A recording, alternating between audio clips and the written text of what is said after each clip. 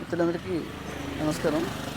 మిత్రులారా, ఈరోజు మనం సంక్రాంతి సందర్భంగా ఆవు నెయ్యి ఏదైతే ఉందో దాంతో మనం పిండి వంటలు, అరిసెలు, తెల్ల నువ్వులు ఏదైతే ఉందో మనం ఇక్కడ ఏర్పాటు చేసుకోవడం జరుగుతూ ఉంది.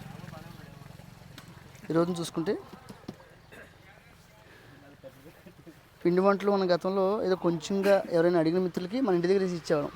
ఈ రోజున మన బాలాజీ రెడ్డి గారి ఫ్యామిలీ, అలాగే వరం గారి ఫ్యామిలీ, అలాగే మన మిత్రుడు నాగబాబు, బద్రీనాథ్ గారు,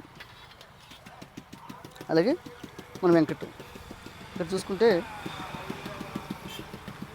మనం పెట్టుకోవడం కూడా అండి ఎక్కడ కూడా సత్తి వాడలేదు. ఈ పాత్ర వచ్చేసి రాగిదండి. అయితే ఐరన్ వాడదాం అనుకున్నాము. కానీ కాకపోతే ఇక్కడ నేను లోకల్లో ఒక వ్యక్తిని అడిగినప్పుడు ఆవిడ అన్నారు, అయ్యా అరిసెలకైతే ఇది అద్భుతంగా ఉంటుంది అని చెప్పడం జరిగింది.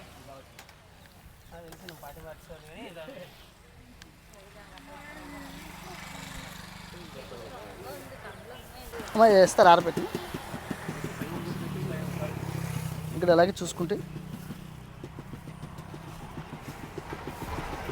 మనం ఒరిగడ్డ ఏదైతే ఉందో దీని మీద మనం అరిసెల్ని ఆరబెట్టుకోవడం జరుగుతుంది.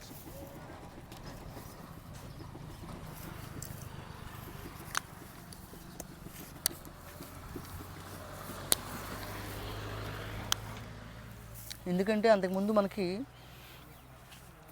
సంక్రాంతి అంటే మనకి పంటలన్నీ అయిపోయి రైతన్న వారికి విపరీతంగా డబ్బులు వచ్చి అప్పుడు పిండి వంటలతో ఈ పండుగని చాలా అద్భుతంగా చేయడం అని అనేవారు. ఈ రోజున సంక్రాంతి అంటే ఎలా అయిపోయిందంటే జూదం 3 రోజులు కూడా. అది మీరు చూసుకుంటే భోగి దగ్గర నుంచి మొదలు పెడితే భోగి, సంక్రాంతి, కనుమ, తర్వాత 4వ రోజు మొక్క నూనె ఒకటి వస్తుంది. మొక్క నూనె రోజున కూడా కోడి పందాలకు పర్మిషన్ ఇస్తారా, పేకాడికి పర్మిషన్ ఇస్తారా అనుకుని చూస్తే ఈ రోజుల్లో మా గురుగారు విజయరామ్ గారు కానీ మా అందరి ఆలోచనలు, మా అందరి భావాలు కూడా ఇట్లా గ్రామీణ ప్రాంతాల్లో చేసుకోవాలి పండుగ అన్నది. ఇట్లా పిండి వంటలతో మొదలుపెట్టి అందరం కలిసి చేసుకోవాలి. ఈ రోజున మనం మాట్లాడుకున్నాం, ఎక్కడో జాబ్ చేస్తూ దూర ప్రాంతాల్లో జాబ్ చేస్తూ కూడా కుటుంబానికి సమయం ఇవ్వకుండా ఉన్న 4 రోజులు 5 రోజులు కూడా ఎక్కడ తింటామో ఎక్కడ ఉంటామో కూడా తెలియదు, ఎక్కువ జూదానికి వెళ్ళిపోవడం.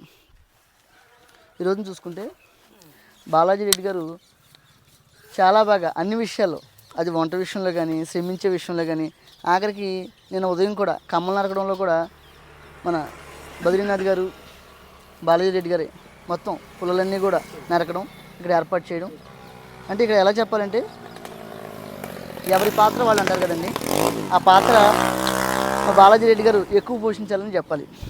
అలాగే మమ్మల్ని ఎంకరేజ్ చేస్తూ మా మిత్రుడు వరం గారు చాలా బాగా, ఈయన స్వీట్ అండి అద్భుతంగా చేస్తారు.